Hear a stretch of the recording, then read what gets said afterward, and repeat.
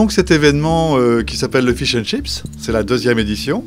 Il se passe à l'atelier 231, aussi bien à l'extérieur de l'atelier, qui est un très grand lieu, très vaste, et un ancien lieu industriel où on construisait des chaudières de locomotives à vapeur, et bien sûr à l'intérieur.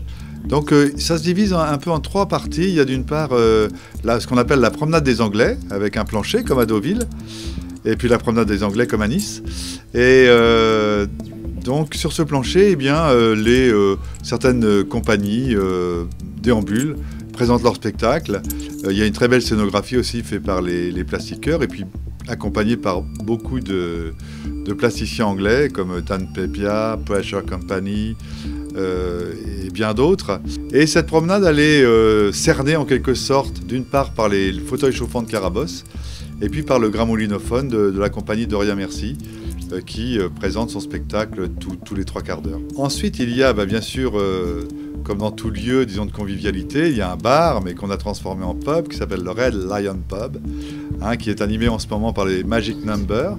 Et puis à l'extérieur, nos cuisiniers font donc un véritable fish and chips. Donc c'est le Cod Fraser Fish and Chips. Donc ça c'est le 2e lieu. Donc c'est un lieu aussi où on peut trouver des fléchettes, où bien sûr il y a un bar avec possibilité de boire des pintes de bière, du whisky écossais parce qu'il n'y a pas de whisky anglais. Voilà. Donc c'est le lieu. Puis alors aussi avec la pergola, je la vois d'ici et il y a déjà beaucoup de monde. Et puis il y a un 3e lieu qui est un lieu plus de spectacle où on est assis, on est bien chaud. Nous, ici à l'atelier 231, on l'appelle le tender. Alors le tender, dans les locomotives à vapeur, c'est le petit wagonnet qui est derrière la locomotive où il y a le charbon, le bois, etc. pour que l'eau de la chaudière puisse être chauffée pour produire de la vapeur. Voilà. Donc cette grande salle de répétition, théoriquement de création, qui est utilisée par les compagnies en résidence tout le long de l'année à l'atelier 231, eh bien là sert de lieu de spectacle. Donc il y a 3 spectacles de 3 compagnies que nous pouvons voir. Donc il y a d'une part le spectacle qui vient de se terminer, qui s'appelle Carmen Opéra Clown avec la compagnie Bruticourt, qui est une compagnie française. Ensuite à 21h, donc ça va démarrer dans peu de temps, il y a la compagnie Slightly Flat Feature, voilà, qui adapte un spectacle pour l'atelier 231 qui s'appelle Variété at the Atelier. Et puis un dernier spectacle, donc plus de chorégraphie, de danse, on pourrait dire ça comme ça, qui s'appelle le Ragroove Théâtre. Voilà, c'est le titre du spectacle qui s'appelle Shall We Dance. Donc ça, nous avons ça les 2 soirées. Et bien sûr, en fin de soirée, il y a le Magic Number qui reprend. Et demain soir, on aura un DJ britannique qui sera aux manettes jusqu'à 4h du matin. Voilà un peu le Fish and Chips de cette année.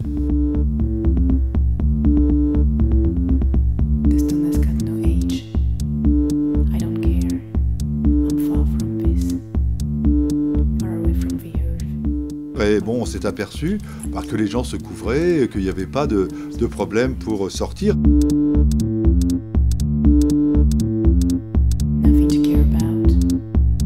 Je souhaitais faire vraiment un événement à part avec eux.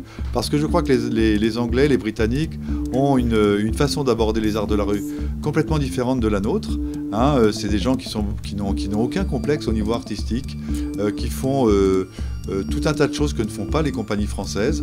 Il y a des artistes français qui me disaient mais oh là, il y a des choses que l'on faisait il y a 10 ans qu'on n'oserait plus faire et que les compagnies britanniques font, et je trouve ça très bien. Donc c'est souvent très flashy, c'est souvent avec des scénographies donc comme le cod choir, donc le chœur des cabillots, on pourrait traduire ça comme ça en français.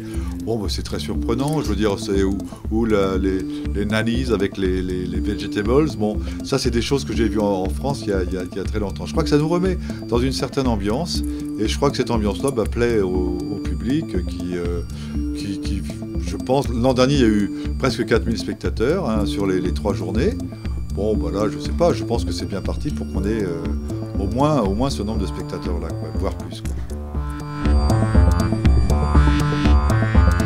Je m'appelle Nico Dio et je réalise des animations en vidéo ou avec de la pâte à modeler, et ça m'arrive parfois de travailler en collaboration avec d'autres artistes, comme comme là, comme aujourd'hui, par exemple.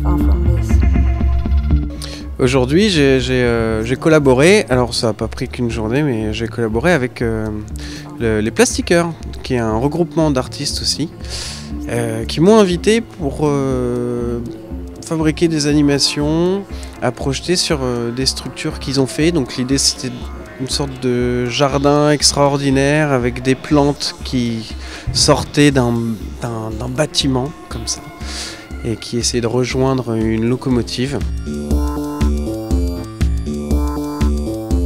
Fabrice m'a invité donc à travailler sur des volumes de plantes qui allaient être fabriqués, et je suis intervenu avec des vidéos projections à partir d'aquarelles que je dessine et à qui je leur donne vie pour recréer des matières et amener un environnement animé et vivant à ces tentacules végétales. Je suis Fabrice de Perrois et j'ai la grande responsabilité d'être le directeur artistique de la compagnie Les Plastiqueurs. Ce qui se passe là, il y a deux façons de l'aborder, soit du côté poétique, soit du côté scénographique. Alors je vais commencer par la scénographie ou par la poésie? Par la poésie.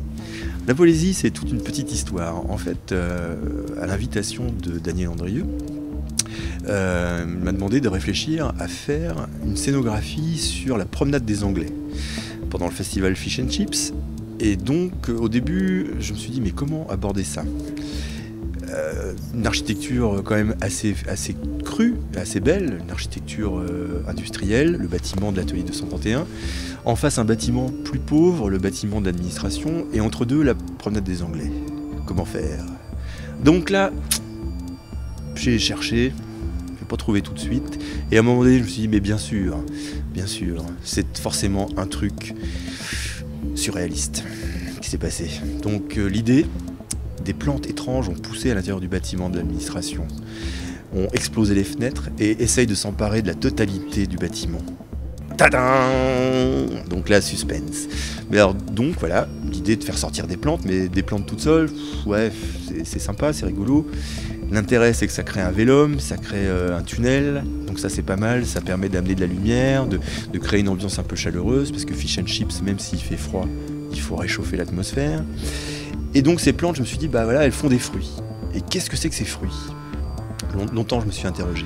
Et ben en fait c'était des gâteaux, des jellies, le fameux gâteau anglais. Petit clin d'œil aux Anglais, qu'ils ont d'ailleurs vachement apprécié, beaucoup plus que je l'imaginais. Et en fait, mais comment ces fruits se sont constitués?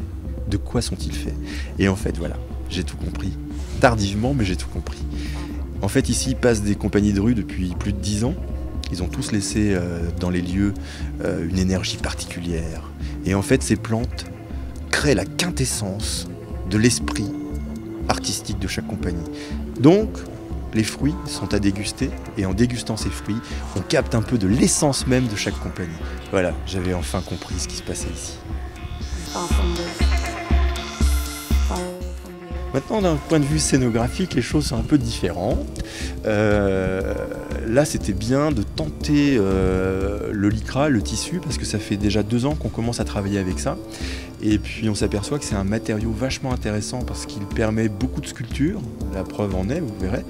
Et il a aussi un intérêt, c'est qu'il résiste plutôt pas mal au vent, il résiste pas mal à la pluie, et surtout il diffuse la lumière.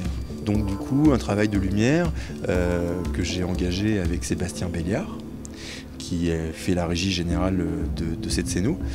Et puis, ça ne me suffisait pas, et depuis un certain temps, je regardais les vidéos de Nicolas Diologen, et je trouvais ça super.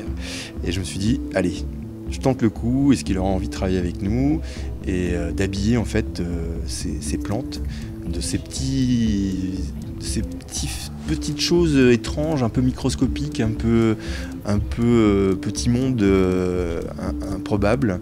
Donc c'est ce qu'il a fait, et puis j'en suis très heureux parce que je trouve que la rencontre entre les plastiqueurs et ce créateur, bah, ça s'est plutôt bien passé, ça a donné un résultat qui me plaît beaucoup, et je pense que c'est pas fini. Je pense qu'il va y avoir d'autres petites collaborations.